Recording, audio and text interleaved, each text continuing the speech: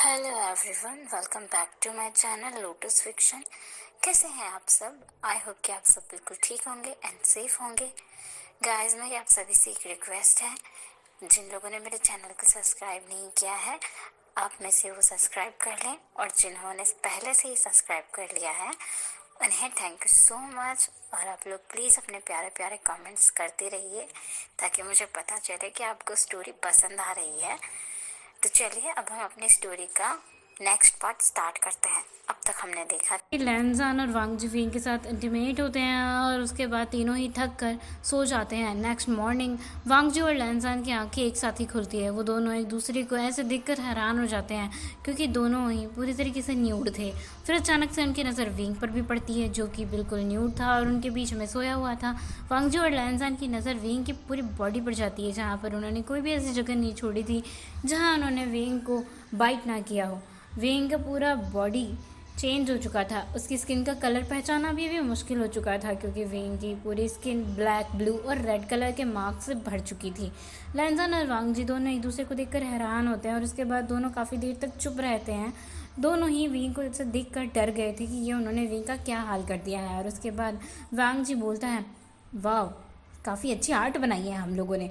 वांग जी की बात सुनकर लैनजान हंस पड़ता है और फिर कहता है, चलो नहा लेते हैं। इसके बाद दोनों भी जाकर शावर ले लेते हैं और फिर दोनों ही रेडी होकर ब्रेकफास्ट के लिए बाहर निकलते हैं। विंग सो रहा था इसलिए वो विंग को उठाते भी नहीं है क्योंकि विंग तो बहुत ज़्यादा थक चुका होगा।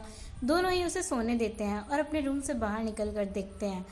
रूम के बाहर दोनों के लिए ब्रेकफास्ट रेडी था, टेबल पर रखा गया था। दोनों भी ब्रेकफास्ट कर लेते हैं और एक दूसरे से कुछ देर बातें करते हैं। दोनों विंग के उठने का वेट कर रहे थे पर विंग उठा ही नहीं था। फिर लैनजान टाइम चेक करता है तो 11 बज चुके थे, इसलिए दोनों भी विंग को उठाने के लिए रूम में आ जाते हैं। वांग जी लैनजान से कहता है, मुझे लगता है हमें विंग को अब उठा ही देना चाहिए, काफ़ी देर हो गई है। तो दोनों भी अब अपने रूम में जाते हैं विंग को देखने के लिए कि विंग उठा या नहीं उठा है। लेकिन वो देखते हैं कि विंग तो उठने ही वाला है, इसलिए वो विंग के सामने खड़े हो जाते हैं। विंग जब उठता है तो अपने दोनों हस्बैंड्स को अपने सामने देखकर स्माइल करता है और दोनों को गुड मॉर्निंग विश करता है। अब दोनों भी विंग को रिटर्न में स्माइल के साथ गुड मॉर्निंग विश करते हैं और फिर पूछते हैं, विंग बताओ तुम्हें कैसा लग रहा है, तुम ठीक हो ना? विंग कहता है, हाँ मैं ठीक हूँ। और इसके बाद वांग जी पूछता है, ये बताओ कि तुमने किया क्या था कल रात? विंग कहता है, क्या मतलब तुम दोनों का कि मैंने किया क्या है? तो वांग जी एक प्यारी सी स्माइल के साथ कहता है, माय क्यूट लिटिल बनी, मुझे पता है कि तुमने क्या किया है। क्या तुम्हें हम दोनों बेवकूफ़ लगते हैं? हम दोनों बहुत अच्छे से जानते हैं कि हम दोनों किस लेवल तक अपने डिज़ायर्स को कंट्रोल कर सकते हैं, लेकिन कल रात हमने एक सेकंड में ही अपना कंट्रोल खो दिया। अब तुम हमें बताने की कोशिश करोगे कि तुमने किया क्या है? विंग कहता है, मैंने कुछ भी नहीं किया। विंग तो उन दोनों को बता ही नहीं रहा होता है। तब वांग जी जिद करते हुए कहता है, अच्छे से जानते हैं हम कि तुमने कुछ ना कुछ तो किया है, बता दो चुपचाप से। तो विंग प्यार से हाँ में अपना सिर हिला देता है और कहता है। तो उसके बाद लैनजान विंग के पास बैठता है और पूछता है, तो बताओ अब तुमने किया क्या जिसकी वजह से हम दोनों इतना अनकंट्रोल्ड हो गए थे और हमारी डिज़ायर्स इस तरह से बाहर आई कि हमने तुम्हारा ये हाल कर दिया। लैनजान की बातें सुनकर विंग उन दोनों की तरफ देखने लगता है और फिर कहता है कि तुम दोनों को याद है कि कल रात मैंने गुस्से में डाइनिंग टेबल छोड़ दिया था और मैं वहाँ से उठकर गार्डन में चला गया था क्योंकि मुझे कुछ भी खाने का मन नहीं था। तब मदर मेरे पास आई थी और तुम्हें पता है कि मदर ने मुझसे क्या कहा? मदर आई तो मुझे समझानी थी। मदर मुझे बता रही थी कि तुम दोनों मुझसे बहुत ही ज़्यादा प्यार करते हो। और इसके बाद हमें एक फ्लैशबैक दिखाया जाता है जहाँ पर विंग गार्डन में मुंह फुलाकर बैठा था और कैरामेल उसके पास आकर उसे कहती है, विंग चलो बेटा खाना खा लो ना, तुम उन दोनों का गुस्सा खाने पर क्यों निकाल रहे हो? ये अच्छी बात नहीं है। वैसे भी मैंने लैनजान से बात कर ली है, अब वो तुम्हें जॉब पे जाने देने के लिए मान गया है। कैरामेल ली ने कहा। तो विंग कहता है, मदर मैं इस चीज़ पर उन दोनों से नाराज़ नहीं हूँ। तो कैरामेल पूछती है, अच्छा फिर तुम किस बात पर उनसे इतना ज़्यादा गुस्सा हो कि तुमने खाना तक नहीं खाया? कैरामेल ने सवाल पूछा। तो विंग कहता है, मॉम मुझे लगता है ना कि आपके दोनों बेटों ने ना मुझ में अपना इंटरेस्ट खो दिया है। अब वो दोनों मेरे क्लोज तक नहीं आते हैं। आपको पता है रूम में अगर हम तीनों एक साथ सो रहे होते हैं ना तो वो दोनों अलग अलग डायरेक्शन में फेस करके सो जाते हैं और मुझे बड़ा ऑकवर्ड लगता है। तो कैरामेल कहती है, विंग मुझे लगता है कि ये तुम सब बेकार की बातें सोच रहे हो, ऐसा कुछ भी नहीं है। वो दोनों तुमसे बहुत ज़्यादा प्यार करते हैं, मैंने उनकी आंखों में देखा है और मैं अपने बेटे को अच्छे से जानती हूँ। तो विंग कहता है, फिर वो दोनों मुझसे दूर क्यों भागते हैं? जब भी मैं उनके करीब जाने की कोशिश करता हूँ दोनों कोई ना कोई बहाना बनाकर मुझसे दूर भाग जाते हैं। कैरामेल कुछ देर तो चुप रहती है और उसके बाद वो विंग की कंडीशन और उसके गुस्से को देखकर समझ जाती है कि विंग फ्रस्ट्रेट क्यों है भाई। वो समझ जाती है तो फिर वो कहती है, विंग मुझे लगता है कि वो दोनों तुमसे इसलिए दूर भाग रहे हैं क्योंकि तुम उन दोनों के हस्बैंड हो और वो दोनों ब्रदर्स हैं, वो दोनों एक दूसरे के सामने कंफर्टेबल नहीं रहते हैं, एक दूसरे से ही उन्हें शर्म आती है, इसलिए वो तुमसे दूर भागते रहते हैं। तो विंग कहता है लेकिन मुझे तो कोई प्रॉब्लम नहीं है ना उन दोनों के साथ में रहने को, तो उन्हें क्यों दिक्कत होती रहती है। कैरामेली विंग्स कहती है हाँ हाँ विंग, मैं समझ गई तुम क्या कह रहे हो, लेकिन आप अभी तो तुम ये देखो ना कि वो दोनों ब्रदर्स हैं और वो दोनों एक ही पार्टनर को साझा करते हैं, तो दोनों के लिए थोड़ा सा शर्म महसूस करने वाली बात है ना। दोनों एक दूसरे के साथ कंफर्टेबल कैसे हो सकते हैं, ऐसा क्यों करते हैं वो, जब मैं दोनों उनके साथ रूम में रह सकता हूँ तो वो दोनों मेरे साथ क्यों नहीं रह सकते हैं। मुझे बहुत गुस्सा आता है, अब मैं कब तक अपने डिज़ायर्स को कंट्रोल करता रहूँगा मदर। एक टाइम पर आकर ना मुझे बहुत फ्रस्ट्रेट फील होने लगा है, अब तो मेरी डिज़ायर्स उनकी वजह से सेटिस्फाई भी नहीं हो पाती हैं। वेंग ने बोल तो दिया था, लेकिन बोलने के बाद उसे याद आया कि आई दैया, उसने अपनी मदर के सामने क्या बोल दिया। वेंग की टंग बाहर आ गई थी और उसने अपने दांतों तले अपनी टंग बाइट कर ली थी और अपने सर में वो खुजाने लगा था। कैरामेली ज़ोर ज़ोर से उसकी बातों पर हंसने लगी थी और यही फ्लैशबैक एंड हो जाता है। और ये सब बातें वेंग ने वांग जी और लैंजान को बता भी दी थी। और वांग जी वेंग से पूछते हैं अच्छा तो अब तुम हमें ये बताओ वेंग कि तुम इसके लिए तुमने हम लोगों को ड्रग्स भी दिया। विंग हाँ में अपना सिर हिला देता है, लेकिन लैंजान पूछता है फिर ये बताओ कि वो ड्रग्स तुम्हें मिला कहाँ से, किसने ला के दिया। तो विंग स्माइल के साथ कहता है मेरे भाई ने। वांग जी गुस्से से चिल्लाता है शुयांग। तो विंग कहता है अरे नहीं नहीं नहीं, शुयांग नहीं, मिंग ने मुझे ड्रग ला कर दिया था, इस बार शुयांग नहीं था। विंग ने शुयांग को बचाते हुए कहा। लैंजान अब गुस्से से चिल्लाता है सेक्रेटरी मेंग याओ, कल मैं सबसे पहले उसे जाके जॉब से फायर कर दूंगा। लैंजान की बातें सुनकर अब विंग जोर जोर से हंसने लगता है और उसके बाद कहता है ए शट अप, अगर तुमने उसे जॉब से निकाला ना तो मैं मदर से बोल दूंगा, वो तुम्हें लात मार के घर से बाहर निकाल देगी, और मैं मदर कॉन्ग से को भी बोल दूंगा ताकि वो भी तुम्हें अपने घर में ना लगे, क्योंकि तुम्हें पता है ना वो मेरे दोनों मॉम डैड का बहुत ज़्यादा प्यारा बेटा है। वांग जी कहता है हाय मुझे समझ नहीं आता तुम्हारे पेरेंट्स को 26 साल के लड़के को अडॉप्ट करने की क्या ही ज़रूरत पड़ गई थी। वांग जी की बातें सुनकर विंग कहता है तो फिर वो लोग क्या करते, उन लोगों का एक लौता बेटा मैं था और तुम दोनों ने मेरे पेरेंट्स से मुझे छीन लिया, और तुम दोनों इतनी ज़िद्दी हो कि तुम दोनों मुझे कुछ दिनों के लिए मेरे पेरेंट्स के साथ रहने तक नहीं जाने देते, वहाँ भी तुम लोग अपना रोना धोना लेके आ जाते हो। तो मेरे पेरेंट्स को बच्चा गोद लेना पड़ा, अब इसमें वो थोड़ा बच्चा थोड़ी ना करेंगे, तो उन्होंने अडॉप्ट कर लिया। विंग की बातें सुनकर लैंजान कहता है अच्छा चलो ठीक है, छोड़ो ये सब बातें छोड़ो, जाओ तुम जाके पहले शावर ले लो, तब तक हम तुम्हारे कुछ खाने के लिए इंतज़ाम करते हैं। विंग जैसे बेड से उतरने की कोशिश करता है, भाई उसे इतना दर्द होता है कि वो तो बेड पर बैठ ही जाता है, और उसके बाद वांग जी हंसता है और उसे पकड़ लेता है, विंग को खड़ा करता है और उसके बाद विंग से पूछता है क्या तुम ठीक हो। तो विंग के पैर तो बड़े कपकपा रहे थे और वह लैंजान और वांग जी की तरफ गुस्से में दिखने लगता है और फिर कहता है तुम दोनों कैसे जानवरों की तरह मेरे साथ ट्रीट किया है, मैं अपनी पूरी बॉडी को फील नहीं कर पा रहा, मुझे तो खड़ा भी नहीं हुआ जा रहा। विंग अपनी कंप्लेंट स्टार्ट कर देता है और जिसके बाद वांग जी और लैंजान विंग की तरफ देखकर मुंह बनाते हैं और उसके बाद लैंजान मुंह बनाते हुए कहता है अच्छा शिकायतें करना बंद कर दो विंग, ये तुम ही थे और तुम्हारी वजह से तुम्हारी ये हालत हुई है, हम दोनों को तुम्हें प्रोवोक करने के लिए किसने कहा था, अब ज़्यादा नखरे मत करो समझे तुम। लैंजान ने तो विंग को डांट दिया था, विंग का मुंह बन गया था, फिर विंग भी कहता है अच्छा मैं तुम दोनों को बहुत अच्छे से सबक सिखाऊंगा, एक बार मुझे ठीक हो जाने दो, चलने लायक हो जाने दो, मैं तुम दोनों को चलने लायक नहीं छोड़ूंगा। विंग की बातें सुनकर लैंजान और वांग जी को हंसी आ रही थी, लेकिन वो विंग को गुस्सा दिलाना नहीं चाहते थे, इसलिए अपनी हंसी को कंट्रोल कर रहे थे। विंग कहता है तुम दोनों ने मेरी बॉडी का कोई भी पार्ट ढंग से नहीं छोड़ा, पता है मैं अपनी स्किन का कलर तक डिफाइन नहीं कर पा रहा था कि मेरी स्किन का कलर क्या है, तुम दोनों सच में बीस्ट हो, विंग ने गुस्से से कहा। और विंग की ऐसी बातें सुनकर लैंजान और वांग जी को हंसी आ रही थी, जिसकी वजह से विंग उन दोनों से दूर हट जाता है, लेकिन अब विंग से चला भी तो नहीं जा रहा था, इसलिए वांग जी को आकर विंग को गोद में उठाना पड़ता है और उसे गोद में उठाकर वॉशरूम में ले जाता है ताकि वो विंग को नहाने में हेल्प कर सके। और इधर लैंजान पूरे रूम को क्लीन करता है, उसने बेडशीट चेंज कर दी थी और पूरे रूम को साफ़ कर दिया था। जब विंग शावर लेकर वॉशरूम से बाहर आ जाता है तो लैंजान उसे बेड पे बिठाता है और उसके बाद वांग जी विंग के लिए ब्रेकफास्ट गर्म करने चला जाता है। लैंजान विंग की तरफ देखता है स्माइल के साथ और उससे पूछता है अच्छा विंग ये बताओ क्या तुम्हें अभी भी दर्द हो रहा है। तो विंग हाँ में अपना सिर हिलाते हुए कहता है हाँ मुझे अभी भी बहुत दर्द हो रहा है, मेरी कमर बहुत ज़्यादा दर्द कर रही है। तो लैंजान विंग से कहता है अच्छा एक काम करो तुम लेट जाओ, मैं तुम्हारी कमर पर थोड़ी सी मसाज कर देता हूँ। तब तक वांग जी ब्रेकफास्ट गर्म करके ले आता है और फिर वो विंग को अपने हाथों से ब्रेकफास्ट भी करवाता है। विंग अपने दोनों हस्बैंड से बहुत खुश हो जाता है और ब्रेकफास्ट कंप्लीट करने के बाद लैंसान विंग को पेन किलर दे देता है और कहता है अब तो तुम्हें दर्द नहीं होगा, तुम्हें रेस्ट करना चाहिए। फिर वो तीनों कुछ देर तक इधर उधर की बातें करते हैं और फिर सडनली उनकी डोर पर नॉक हो जाता है। तो लैन जल्दी से जाता है और देखता है कि उसकी पूरी फैमिली तो नीचे थी। लैंसान उन्हें अंदर आने के लिए बोल देता है। तभी अयान रो रहा था। लैंसान जल्दी से अयान को ले लेता है। कैरामेली लैंसान की तरफ देखती है और कहती है तुम्हारे बेटे ने रो रो कर पूरे घर सर पर उठा रखा है। हमें शॉपिंग मॉल घूमने जाना है लेकिन इसके रोने की वजह से हम नहीं जा पा रहे हैं। इसे पकड़ो और इसे संभालो। लैंसान कैरामेली की तरफ स्माइल करके देखता है और फिर कहता है मैं इसे अपने पास रख लेता हूँ मदर, शायद इसने कल से अपनी मदर का मिल्क नहीं पिया है, इसकी वजह से ये इतना रो रहा है। ये कहकर लैंसान अयान को अपनी गोद में ले लेता है। फिर अचानक से कैरामेली उसके पास आती है और कहती है सुनो, तुम दोनों को उसे जिंदा रखना है, समझ गए ना। लैंसान हैरानी से अपनी मदर की तरफ देखता है और कहता है मॉम आप सच में शेमलेस हो, आपको शर्म नहीं आ रही है, आप अपने बेटे के सामने ऐसी बातें कर रही हैं, मैं आपका बड़ा बेटा हूँ, कुछ तो शर्म कीजिए आप मेरी। और लैंसान जल्दी से दरवाज़ा बंद करके वहाँ से भाग जाता है। लैंसान वहाँ से चला जाता है तो कैरामेली ज़ोर ज़ोर से दरवाजे पे खड़ी होकर हंसने लगती है और जैसे ही लैंसान अपने रूम के अंदर आता है वो जल्दी से अयान को विंग की तरफ ले जाता है और कहता है ये बहुत भूखा है, इसे प्लीज़ मिल्क फीड करा दो, बहुत ज़्यादा रो रहा है। विंग भी जल्दी से अयान को ले लेता है और इसे मिल्क फीड कराना शुरू कर देता है। फिर वांगजी विंग से कहता है अयान को फीड कराने के बाद तुम भी थोड़ा सा रेस्ट कर लेना, तब तक हम दोनों भी नीचे जाकर आते हैं। ये कहकर लैंसान और वांगजी दोनों नीचे चले जाते हैं। नीचे जाकर देखते हैं कि पूरा फैमिली एक साथ बैठा हुआ है और सभी लोग आपस में बातें करते हैं। लैंसान वांगजी दोनों ही जाकर वहाँ खड़े हो जाते हैं। तभी लैंसान की नज़र सेक्रेटरी मिंग पर पड़ती है जो वहाँ बैठा हुआ था और वो सेक्रेटरी मिंग को खा जाने वाली नज़रों से घूर घूर कर देख रहा था।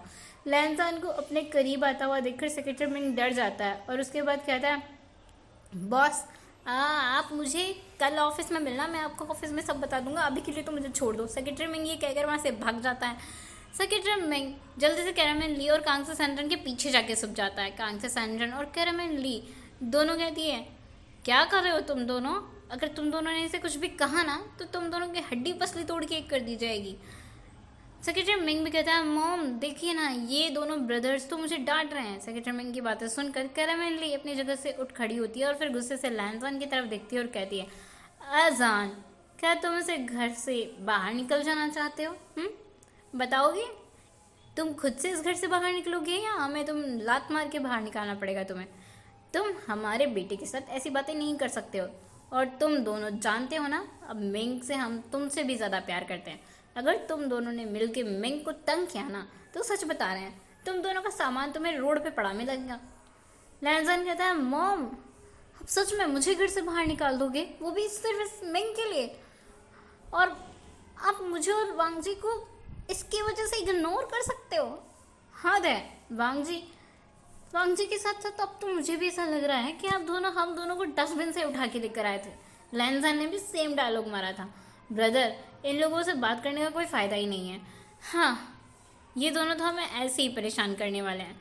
तुम्हारे जीजा ने तुम्हें परेशान किया है, वो मेरी जीजा ने मुझे परेशान किया है, हम दोनों ही जीजा के मामले में बदकिस्मत है, क्या कर सकते हैं। विंग के दो भाई हैं और दोनों भाई उसको इसी तरीके के आइडियाज़ देते हैं जिनकी वजह से सज़ा विंग के साथ साथ हम दोनों को भी भुगतनी पड़ती है और इन दोनों को हम कुछ भी नहीं कर सकते। पता है तुम्हें श्रेयांग ने भी मेरे साथ ऐसा ही किया था ब्रदर, तब तो मैंने श्रेयांग का मुंह तोड़ दिया था, लेकिन अभी तो तुम भी अपने जीजा का मुंह भी नहीं तोड़ सकते। लैंसान और वांगजी दोनों ही वहाँ से चले जाते हैं। लैंसान को गुस्सा आ रहा होता है पर वो कुछ भी नहीं कर पाता। चलो हम दोनों गार्डन में जाकर बैठते हैं और थोड़ी बातें करते हैं, यहाँ पर कोई भी हमारा दर्द नहीं समझने वाला है ब्रदर, वांगजी कहता है। फिर दोनों ही गार्डन की तरफ चले जाते हैं। जैसे ही दोनों गार्डन में जाते हैं वहाँ सब हंसने लगते हैं। मिंग कहता है मदर आप दोनों ने मुझे बचा लिया, लेकिन मुझे नहीं लगता कि आप दोनों मुझे ज़्यादा देर तक बचा पाओगे, क्योंकि अगर कल सर मुझे ऑफिस में पकड़ लिए तो बहुत बुरी तरीके से मारेंगे। कैरामेली और कांगसे सैंड्रन ने एक साथ जब तक हम यहाँ हैं ना तब तक कोई भी तुम्हारा कुछ भी नहीं बिगाड़ सकता, इसलिए चिंता मत करो, रिलैक्स हो जाओ। कुछ देर बाद लैंसान का गुस्सा ठंडा हो जाता है और फिर वो वांगजी से बातें करने लगता है। हम दोनों की वजह से विंग ने कल रात को बहुत ज़्यादा सफ़र किया है, तो उसे कल रात हम दोनों का एक साथ सामना करना पड़ गया और ये सब सेक्रेटरी विंग की वजह से हुआ है। ना तो विंग के लिए वो ड्रग्स लेकर आता और ना ही विंग के साथ हम लोग ऐसा करते। विंग के साथ इतना सब करने के बाद अब तो मुझे बहुत ज़्यादा बुरा लग रहा है और मुझे समझ नहीं आ रहा कि मैं मिंग के साथ करूँ तो क्या करूँ। फिर वो कहता है वैसे मुझे लगता है कि जो मिंग ने किया ना वो अच्छा ही था, उसकी वजह से आज हम विंग के सामने खुलकर रह सकते हैं। अब हमें विंग से शर्माने की भी ज़रूरत नहीं है। सच है ना, हम दोनों एक दूसरे से शर्मा रहे थे ब्रदर, अब एक दूसरे के साथ हम कब तक शर्माते रहेंगे।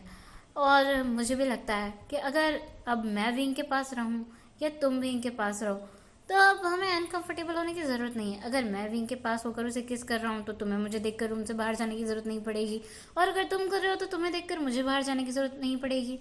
मुझे लगता है अब तो हम तीनों को एक साथ रहना ही चाहिए, वांगजी ने एक स्माइल के साथ कहा। वैसे तुम सही कह रहे हो, जो हुआ वो हुआ तो अच्छा ही। इसकी वजह से विंग अपने दोनों हस्बैंड के साथ कंफर्टेबल हो रहा है और विंग को अच्छा भी लग रहा है, मैंने देखा रात को। तो मुझे लगता है हम दोनों को विंग के सारी डिज़ायर्स को पूरा करना चाहिए। लैंजान ने भी शिमलेसली कह दिया। लैंजान की बातें सुनकर वांगजी हंस देता है और फिर उसके पास कहता है वैसे ब्रदर बुरा ना मानो तो एक बात पूछूं तुमसे। लैंजान कहता है हाँ हाँ पूछो पूछो। तो उसके बाद वांगजी एक ईविल से स्माइल के साथ पूछता है वैसे कल रात तुमने बहुत ज़्यादा मजा लिया ना। बेशरम गई कि तुम कब सुधरोगे, मुझसे ऐसे सवाल करते हुए तुम्हें शर्म नहीं आती, मैं तुम्हारा बड़ा भाई हूँ, लैंजान ने डांटते हुए कहा। अरे यार, अरे आप रूम के बाहर मेरे बड़े भाई हो लेकिन रूम के अंदर हम दोनों बराबर हैं, हम दोनों का लाइफ एक ही साथ है, इसीलिए मैं आपसे ऐसे सवाल पूछ सकता हूँ, वांगजी ने कहा। लैंजान गुस्से से वांगजी की तरफ देखता है और फिर कहता है अगर मैंने इतना मज़ा लिया है तो तुमने कौन सा कम मज़ा लिया है, तुमने भी तो बराबर के मज़े लिए होंगे ना, तुम मेरे सवाल का जवाब दे दो।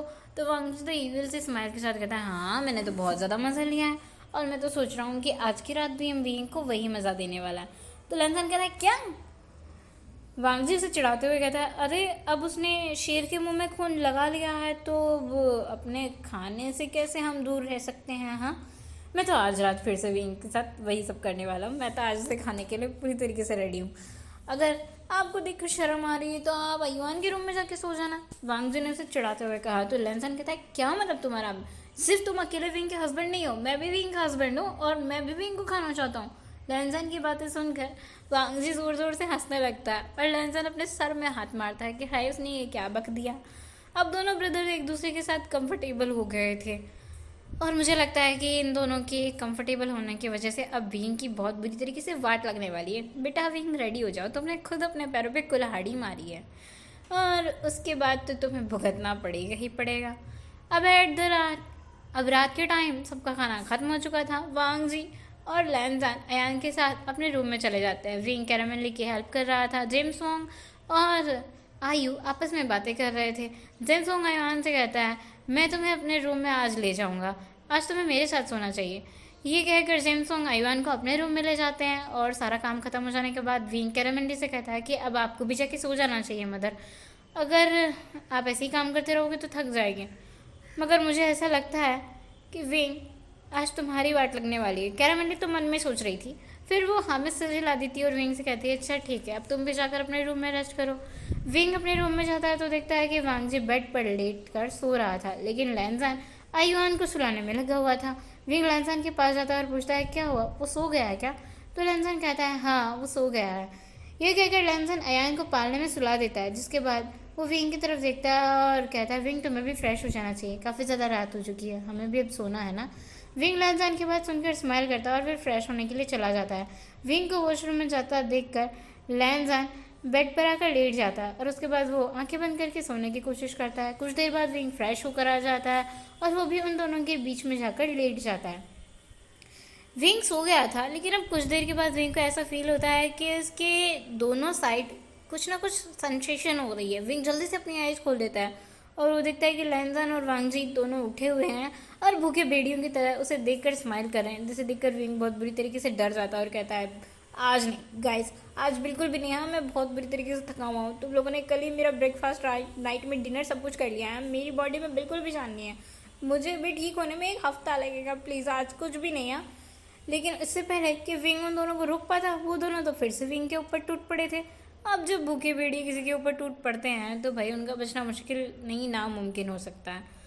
अब विंग की तो खैर बाट लग ही चुकी थी, उनका फिर से एवरीडे मीन्स एवरीडे स्टार्ट हो गया था और आज की रात भी विंग की बैंड बज चुकी थी। फिर से नेक्स्ट मॉर्निंग जब विंग की आइज़ खुलती है तो उसने देखा कि लैंसन और वांगजी सो रहे हैं उसे हक करके। विंग उन दोनों के बीच में बहुत बुरी तरीके से दबा हुआ था। विंग दोनों से थोड़ा सा दूर होता है और उसके बाद उन दोनों से हट कर विंग उन दोनों को जगाने की कोशिश करता है, लेकिन दोनों ही उठने से इनकार कर देते हैं, जिसकी वजह से विंग को गुस्सा आता है और वो ज़ोर से चिल्लाता है। विंग को चिल्लाता हुआ देखकर लैंजान और वांग जी डर जाते हैं और डर के मारे फटाफट उठ जाते हैं। विंग उन दोनों से पूछता है, क्या हुआ, ऐसे क्यों चिल्ला रहे हो विंग? तो विंग उन दोनों को गुस्से से देखकर कहता है, तुम दोनों ने फिर से मेरे साथ ऐसा ट्रीट किया है कि मैं अब हिल भी नहीं पा रहा हूँ, मुझे दर्द हो रहा है, और तुम दोनों अभी तक यहाँ से हटे नहीं हो, हटो। वांग जी भी उठता है और वो देखकर स्माइल करता है और विंग कहता है, क्या विंग तुम इतना चिल्ला रहे हो, मेरी भी नींद खराब हो गई। विंग वांग जी को देखता है और उसकी तरफ देखकर भी गुस्सा करता है और फिर वो उठकर जाने की कोशिश करता है, लेकिन विंग तो उठ भी नहीं पा रहा था क्योंकि भाई उसकी बहुत बुरी कंडीशन जो हो गई थी। तो फिर वांग जी और लैंजान पकड़कर विंग को वॉशरूम ले जाते हैं और फिर उसे शावर लेने में हेल्प करते हैं। तीनों ही एक साथ शावर लेकर बाहर आ जाते हैं। विंग बहुत ज़्यादा थक चुका था, इसलिए वो दोनों उसे काउच पर बिठा देते हैं और उसके बाद उसे कपड़े भी खुद ही पहनाते हैं। लैंजान और वांग जी खुद भी अपने कपड़े पहनते हैं और उसके बाद बेडशीट क्लीन करते हैं, बेडरूम साफ़ करते हैं। जिसके बाद वांग जी विंग को अपनी बाहों में उठा लेता है और उसे फिर से बेड पर लिटा देता है। अब अयान उठ चुका था तो उसके रोने की आवाज़ सुनकर लैंजान अयान को अपनी बाहों में ले लेता है और उसे चुप कराने लगता है। अयान को विंग के पास लाता है और विंग उसे मिल्क फीड कराता है। जब अयान मिल्क फीड करके फिर से सो गया था तो लैंजान और वांग जी दोनों ही एक साथ रूम से बाहर आते हैं। कैरामन ली, जेम्स वोंग अयान के साथ बैठकर ब्रेकफास्ट कर रहे थे तो वांग जी और लैंजान भी मेज़ पर जाकर बैठ जाते हैं। कैरामन ली उन दोनों को देखती है और कहती है, विंग कहाँ है, अभी तक सो रहा है? वांग जी अचानक तेज़ी से बोल देता है, वो थक गया ना इसलिए सो रहा है। कैरामन ली अपनी एक आईब्रो को रेज करती है और ऊपर की तरफ करके दोनों की तरफ देखती है और उसके बाद कहती है, मैं तुम दोनों से बाद में बात करूँगी, पहले तुम दोनों अपना ब्रेकफास्ट तो कर लो। लैंजान और वांग जी दोनों जल्दी जल्दी ब्रेकफास्ट फिनिश करते हैं और उसके बाद वांग जी अयान को गोद में उठाकर कहता है, चलो मैं तुम्हें तुम्हारे स्कूल छोड़ देता हूँ। ये कहकर वो तीनों जल्दी जल्दी घर से बाहर निकलने लगते हैं। तभी कैरामन ली गुस्से से उन दोनों के ऊपर चिल्लाती है और कहती है, जेम्स वोंग देखो, तुम्हारे दोनों बेटे एक नंबर के बीस्ट हैं। तुम्हें पता है उन्होंने मेरे बेचारे बेटे विंग के साथ क्या किया होगा कल रात?